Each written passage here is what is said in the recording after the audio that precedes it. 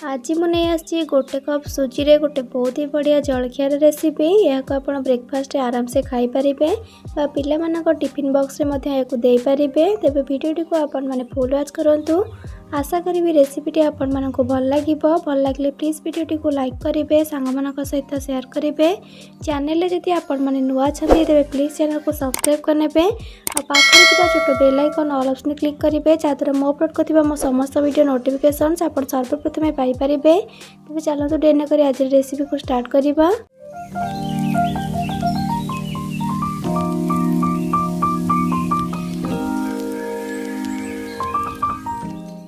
यही टेस्टी जलखिया बनाइए प्रथम ये देखो गोटे कप मो सुजी को नहीं देखिपे मुझे सरुदाना वाला सुजी नहीं।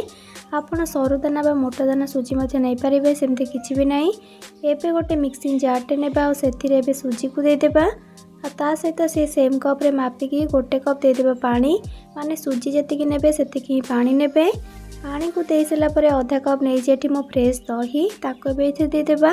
मन रखिए फ्रेश दही नेबे, खटा दही बिल्कुल भी नेबेनी। एबे से कप को धोईकी आ 2 ରୁ 3 चामच पानी दे दूची।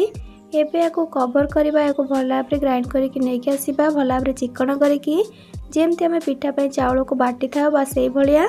ये आप देखिपे भल भाव बाटिकी नहीं आसली। एक्सट्रा पानी ए जमा भी देनी बस जहाँ से मुझे पानी से पानी देके भल भाव बाटिकी नहीं आसली। एबे नबा गोटे बाउलटे आए सुजीर बैटर को देदेबा।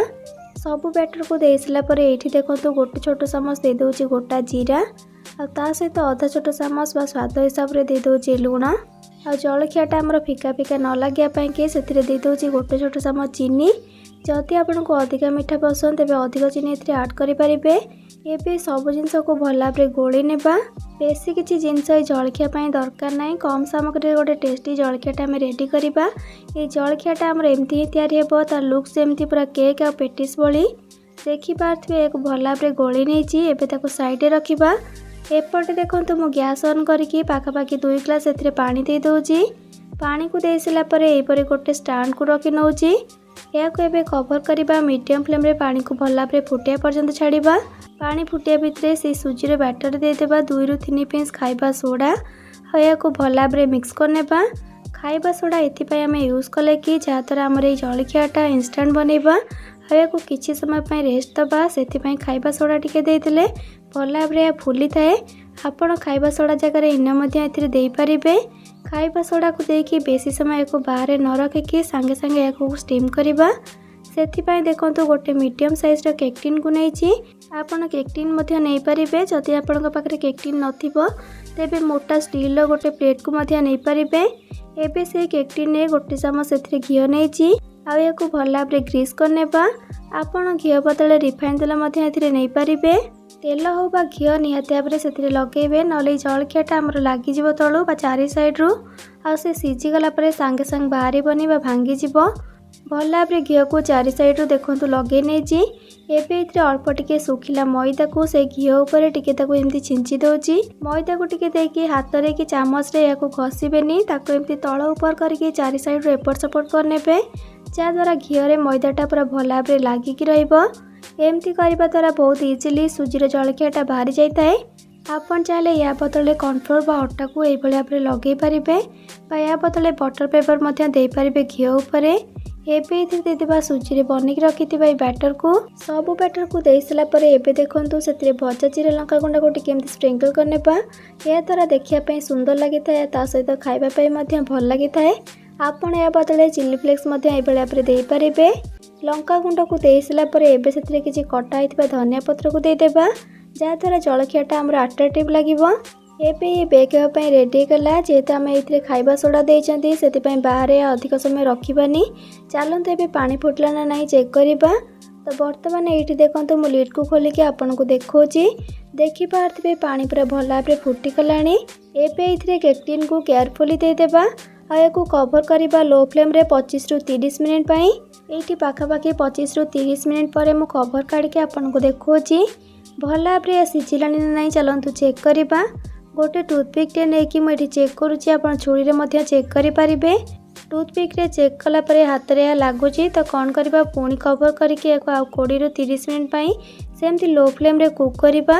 ये 20 ରୁ 25 मिनिट हो गलानी। एबे मु कवर काढुची। चलतु देखा या सिझिला ना नहीं। देखिपे चारि साइड रे केमती छाड़ी आसलानी। जेहेतु आम ये घी लगे अब हाथ में लगुनि ताने यह सिझी आसलानी। तथापि ये मु पुणी थे टूथपिक रे चेक कर नौची। देखिपे टूथपिक रे जमा लगुनि पूरा क्लीन आसुची।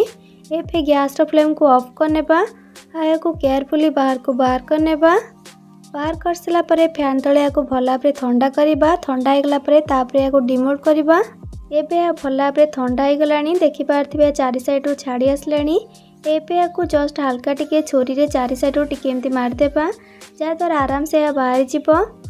गोटे प्लेट रे या डिमोट करवा। देखिपे सुजीर जलखियाटी केते सुंदर भाव में सिझी। टिके टाइम देके सिझेले या परफेक्टली पूरा सिझी थाए। मते टोटाल लो फ्लेम रे गोटे घंटा लगिगला सिझीबाकू। आपण जी सुजी नहीं आपन को टिके कम टाइम लगिपारे नचेत अधिक टाइम लगिपारे। जदि आप सुजी आठू अधिक नहीं तेबे टिके पेशेंस रखिए। आपको सिझेबे पूरा सॉफ्ट होके आपनकर रेडी हे। ये आप देखिपे सुजीर जलखियाटी केते सॉफ्ट होती। एबे छुरी रे भल भाव काटी नेबा। गोटे थर आपन को निहाती ट्राए करंतु। मु ग्यारंटी दूची आप समस्त को यह बहुत पसंद आसीबो। आपण वीडियो देखिक जानी पारथिबे जे केते स्वादिष्ट बनी थिबो। सीरियसली देखिया जी सुंदर लगुच खायापी से स्वादिष्ट लगी थाए। पूरा आपन को यार टेस्ट पिठा भाया ही लगे जमती सिझा पिठा आम खाई था बास से भाई। आपन देखिए केते कम सामग्री रे एबे हमर जलखियाटी रेडी कले। आमे जहाँ भी सब एथिरे यूज कले प्राय समस्त घरे निश्चय अवेलेबल थिबो। तेबे डेरी न करी फटाफट ये रेसिपी को ट्राए करंतु।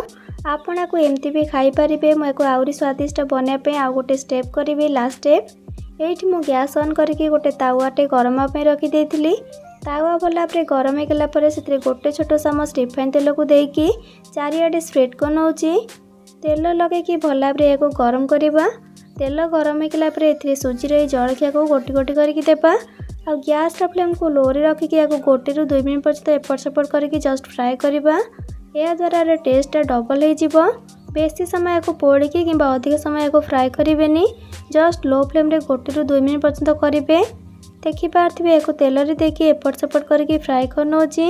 1 ରୁ 2 मिनट फ्राए कलापर गैस फ्लेम को ऑफ करके गोटे प्लेट को बाहर करने। सकाळर जलखिया एमती हवा दरकार। छोट बड़ समस्त को पसंद आसथिबो आ बहुत सहजरे हो पारुथिबो। सुजीर जलखिया आगे पिलामाने केक खाइबा मध्य भूली जिवे। वीडियो रे शेयर करथिबा सब टिप्स और ट्रिक्स को फॉलो कले आपनकर ये जलखिया सॉफ्ट और स्पंजी बनिबो। तेबे गोटे थर आप निश्चिंत ट्राए करंतु। आ केमती लागिला मो सहित आपन अनुभव निश्चिंत शेयर करिवे। वीडियो भल लगे वीडियो को प्लीज लाइक करेंगे। सांग सहित शेयर करेंगे। चैनल जदि आपण मैंने नुआ अच्छा तेरे प्लीज चैनल को सब्सक्राइब करने पाखे छोट bell icon all option click करेंगे जहाँद्वारा मो अपलोड कर मो समस्त वीडियो नोटिफिकेशन आप सर्वप्रथम पाइपर। तो आज रोचे पुणी आसबि नुआ एक रेसिपी नहीं कि से पर्यंत रही। Love you all. जय जगन्नाथ।